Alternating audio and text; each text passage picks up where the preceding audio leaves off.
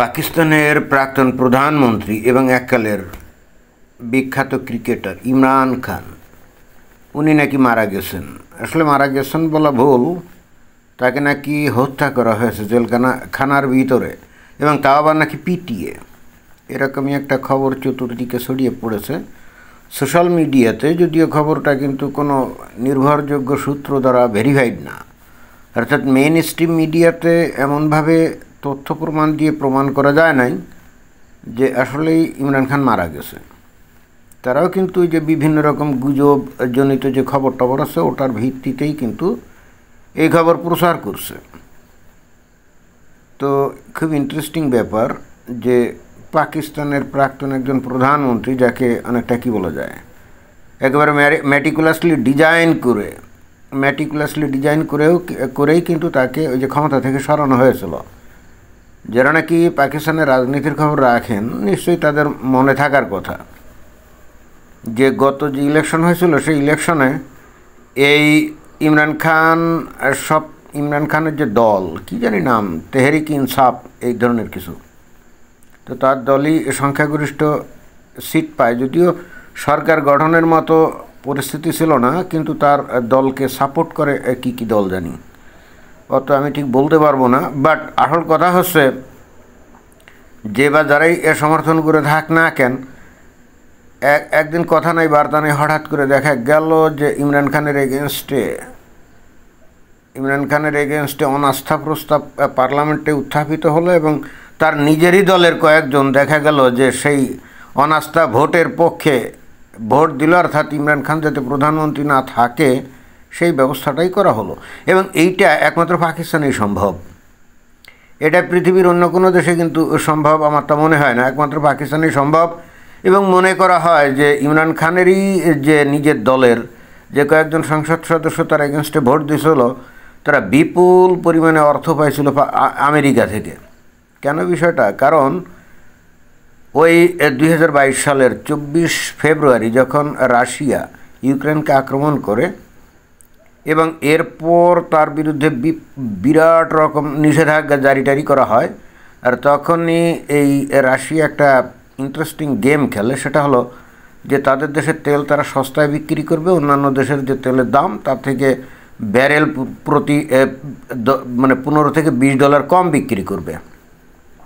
এবং শুধু তাই না, ক্রেডিটেও তারা তেল দিবে, অর্থাৎ বাকিতেও তারা প্রচুর তেল বিক্রি করবে, এই ধরনের একটা ঘোষণা করেছিল। তো ওই ঘোষণার পরিপ্রেক্ষিতে ভারত এবং চায়না তারা কিন্তু এই সুযোগটা গ্রহণ করছিল। আর এই একই সুযোগ গ্রহণ করার জন্য পাকিস্তানের এই যে প্রধানমন্ত্রী, এই যে তখন তো প্রধানমন্ত্রী ছিল ইমরান খান, তো সে কথা নেই বার্তা নেই একদিন দেখলাম যে হঠাৎ করে গিয়ে রাশিয়াতে হাজির হয়ে প্রেসিডেন্ট পুতিনের সাথে মিটিং করছে। এবং উদ্দেশ্য ছিল যে ওই সস্তা তেল তারা অর্থাৎ ইমরান খান রাশিয়া থেকে আমদানি করে পাকিস্তানের যে ভঙ্গুর অর্থনীতিকে কিছুটা হলো মেরামত করবে। দেশের ভালো কাজের জন্যই গেছিলো, এমন না যে দেশকে ধ্বংস করার জন্য গেছিলো। তার বক্তব্য হলো তারই ঘনিষ্ঠ বন্ধু চায়না যদি এই সুযোগ নিয়ে রাশিয়া থেকে তেল নিতে পারে তাহলে পাকিস্তান কেন পারবে না, এরকমই একটা তার সহজ সরল একটা সমীকরণ ছিল। বাট ঘটনা গেছে উল্টে, যেখানে আমেরিকা রাশিয়ার বিরুদ্ধে বিপুলভাবে নিষেধাজ্ঞা জারি করেছে সেইটাকে একেবারে ইগনোর করে ইমরান খান এভাবে প্রেসিডেন্ট পুতিনের সাথে দরম মহরম করাকে আমেরিকা মোটেও ভালোভাবে নেয় না। এবং সাথে সাথে তারা কি করে, পাকিস্তানের যে সেনাবাহিনী আছে, তৎকালীন সেনাবাহিনী প্রধান কি নামধারী বাজওয়া এরকম কি একজন ছিল মনে হয়, তো স্বাভাবিকভাবে সেনাবাহিনীর সাথে যোগসাজশ করে বলে যে তাড়াতাড়ি তুমি করো, ওই ইমরান খানের যে দল আছে ওই দলের মধ্যে কয়েকজন পার্লামেন্টারিয়ানকে ধরে নিয়ে ভালো মতো শাসানি দাও, বলো যে যদি তোমরা ইমরান খানকে এই অনাস্থা ভোট এনে যদি তাকে আউট না করো তাহলে তোমাদের জানে মেরে ফেলা হবে। আবার এই ধরনের হুমকি ধামকি দিছিল সেনাবাহিনী থেকে। আর তারপরে বলা হয়েছিল যদি আবার ইমরান খানকে যদি আউট করো তাহলে তোমাদেরকে অনেক টাকা পয়সা দেওয়া হবে, এবং নিশ্চিতভাবেই তারা টাকা পয়সা পাইছিল। এখন তারা পাকিস্তানে আছে কিনা কে জানে, হয়তো অনেকে আমেরিকা কানাডায় চলে যাইতেও পারে। বাট ফলাফল কি? ফলাফল হলো ইমরান খান আউট। ইমরান খান আউট, এবং এর কিছুদিন পরেই দেখা গেল যে তার বিরুদ্ধে নানা রকম অভিযোগ, এবং এর ভিত্তিতে তাকে ধরে নিয়ে জেলে ঢুকানো হলো। এবং এর কিছুকাল পর এমনও খবর প্রকাশ পেল যে সেনাবাহিনীর কে নাকি তাকে নাকি বলৎকার করছে, এরকম খবর তো আমরা পাইছিলাম নাকি। তো এখন নতুন খবর পাওয়া গেল তাকে নাকি মেরে ফেলা হয়েছে, অর্থাৎ হত্যা করছে, তাও আবার পিটিয়ে। ঘটনা সত্য নাকি মিথ্যা কে জানে, বাট একেবারে মিথ্যা হওয়ার সম্ভাবনা কিন্তু খুব বেশি তাও মনে হয় না। পাকিস্তানের সেনাবাহিনীর যে চরিত্র, তারা এই ধরনের গণতান্ত্রিকভাবে কোনো নির্বাচিত নেতা বা গণতান্ত্রিক কোনো নেতা তাদেরকে পিটিয়ে মারা অথবা বিষ দিয়ে মারা, এগুলো এখনও তাদের কাছে ফ্যাক্টর না। এ ধরনের ইতিহাস তাদের আছে। জনপ্রিয় নেতা ছিল ওই যে ভুট্টো, তাই না, জুলফিকার আলী ভুট্টো। তো জিয়াউল হক যখন ক্ষমতা গ্রহণ করলো, এই ভুট্টোকে লাথি মেরে খেদিয়ে দিয়ে কিছুদিন পরে তার বিরুদ্ধে কি একটা হত্যা মামলা এনে একটা পর্যায়ে তার মৃত্যুদণ্ড ধার্য করা হলো, এবং একটা পর্যায়ে তাকে কি করা হলো, তাকে ফাঁসিতে লটকে হত্যাও করা হয়েছিল। এই হলো সেই পাকিস্তান। অবশ্য পাকিস্তানের থেকে বাংলাদেশের ইতিহাস যে বা বাংলাদেশের পরিস্থিতি যে খুব একটা বেশি ভালো তাও না, বাট পাকিস্তানের অবস্থা কিন্তু একটু বেশি নির্মম। এখন প্রশ্ন হচ্ছে যে ইমরান খান কি সত্যি মারা গেছে? যেতেও পারে, কারণ এরপরে জানা গেল যে তার 3 বোন আছে ওই ইমরান খানের, তারা নাকি জেলখানায় গেছিল দেখা করতে। যে আসলে ঘটনাটা কি, তারা হয়তো গুজব শুনছে, গেলে পরে তাদের উপরে নাকি লাঠি চার্জ করছে, অর্থাৎ চট থাপ্পড় এগুলো দিয়ে নাকি জেল গেট থেকে সরিয়ে দেওয়া হয়েছে। তো পাকিস্তানে এগুলো সম্ভব? পাকিস্তানের সব কিছু নিয়ন্ত্রণ করে তো সেনাবাহিনী, তাই না? ওই যে একটা কথা আছে যে প্রত্যেক দেশের একটা সেনাবাহিনী থাকে, আর পাকিস্তানি সেনাবাহিনীর একটা দেশ আছে যেখানে তারা লুটপাট করে এবং যা ইচ্ছা খুশি করে, আর আমেরিকার ভাড়া খাটে। এই পাকিস্তান নামক রাষ্ট্রটার ইতিহাসটাই হলো এই ভাড়া খাটা। যেমন এখন এই যে ভাড়া খেটে তারা ওই যে আফগানিস্তানের উপরে আক্রমণ চালাচ্ছে, কেন? কারণ ডোনাল্ড ট্রাম্প আশা প্রকাশ করছে বাগরাম বিমান ঘাঁটি তার দরকার, তাই না? তো সেটা যদি আবার দখল নিতে হয়, তাহলে এই তালেবানকে দুর্বল করতে হবে না, বা আক্রমণ চালিয়ে ভয় দেখাতে হবে, এবং তারপর তাদেরকে লোভ দেখাতে হবে যে দেখো বাগরাম বিমান ঘাঁটি যদি আমেরিকাকে দাও তাহলে তোমরা অনেক পয়সাপাতি পাইবা।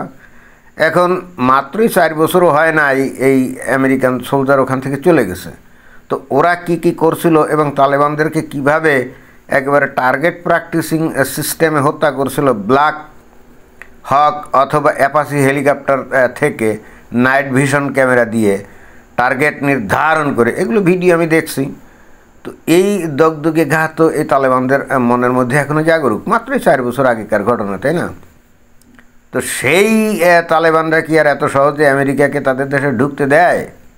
আর তাছাড়া তালেবানরা হলো খাঁটি ইমানদার ওয়ান্দা ইসলামপন্থী লোক, যারা তাদের দেশে ইসলামী শরিয়া শাসন কায়েম করছে।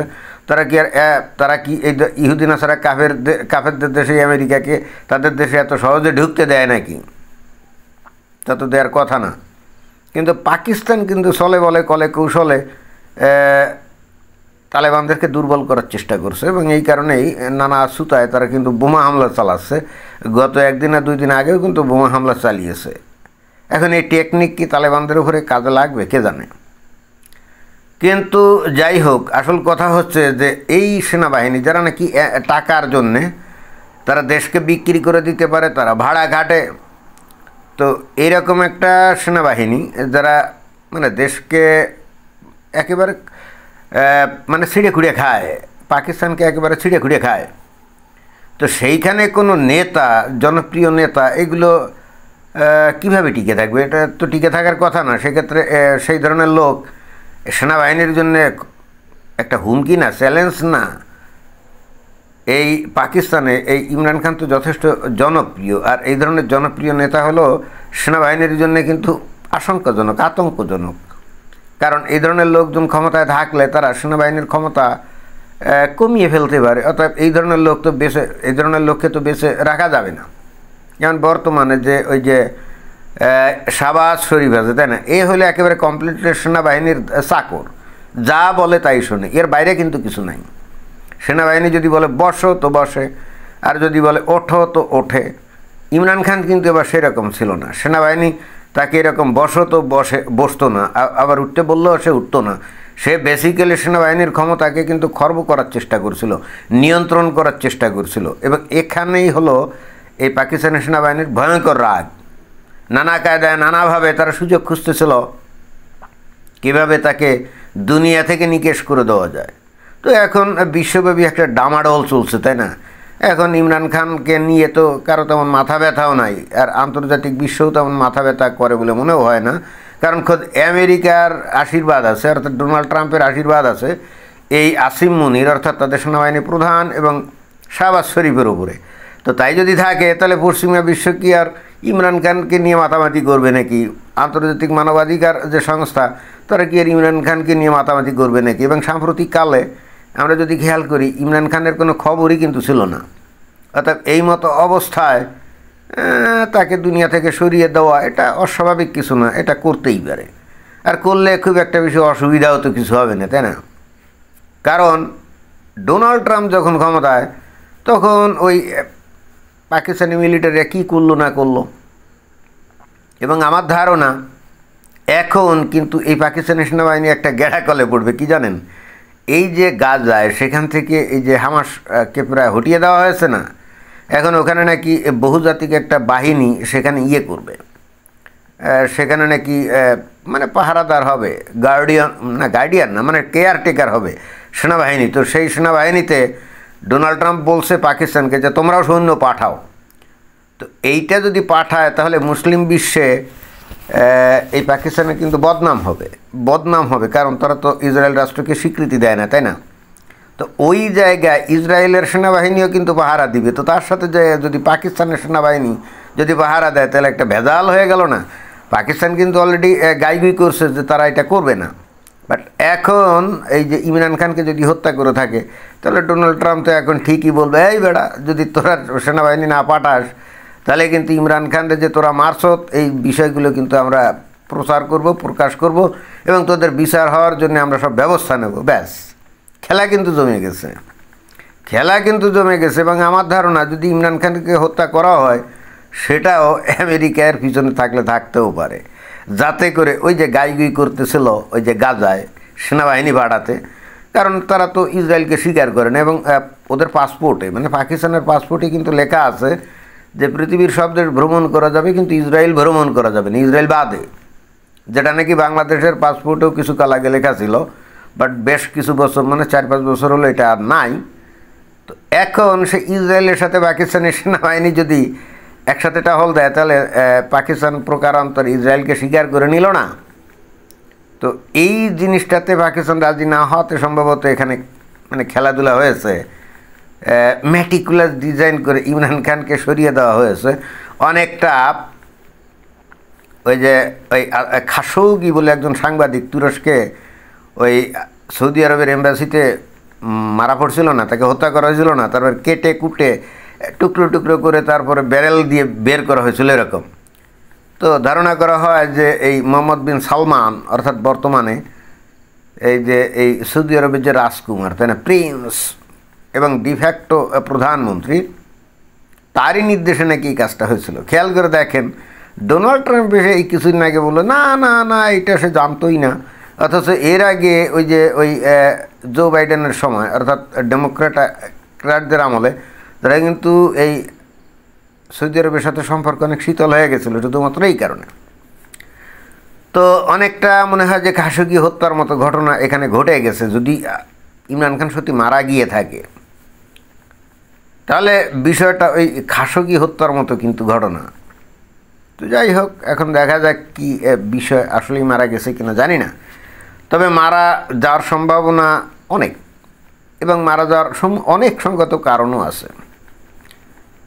সেনাবাহিনীর তরফ থেকে তার একটা ঝামেলা থেকে মুক্ত হলো, আর আমেরিকার এখানে চাল হলো, বেড়া তোকে দিয়ে মারবো এবং পরে আমি যা বলবো তাই শুনবি। ঘটনা আমার কাছে এরকম মনে হচ্ছে। তো এটাই ছিল বক্তব্য। ধন্যবাদ।